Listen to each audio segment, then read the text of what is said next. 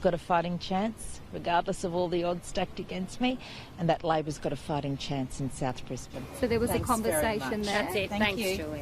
Jackie Trad dodging questions about whether she was told before the Premier publicly ruled her out of returning to Cabinet. And I made it very clear that she would not be sitting in the Cabinet. Ms Trad insists she isn't seeking a return to Cabinet either. It's been a pretty rough year, Julia, quite frankly. It's been a pretty rough year on me and my family. But her biggest challenge could still be to come.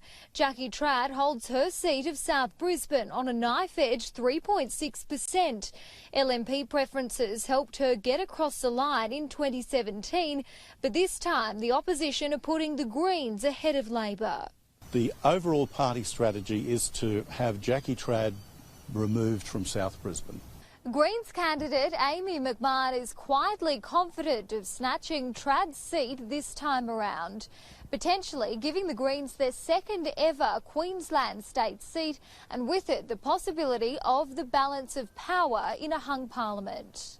But if Labor and the Greens are to work together in a minority government, they'll have to get past the nasty and personal attacks. A tweet posted by the Greens' South Brisbane branch secretary caused chaos earlier in the week when she criticised Jackie Trad via an apparent reference from the movie Mean Girls. This girl is the nastiest skank.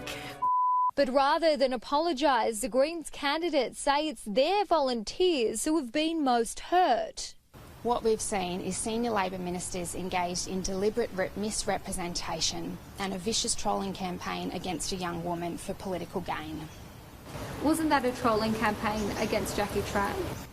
We saw senior Labor ministers engaged in a days-long trolling campaign. A bitter battle for a Brisbane battleground brewing. Julia Bradley, Sky News, South Brisbane.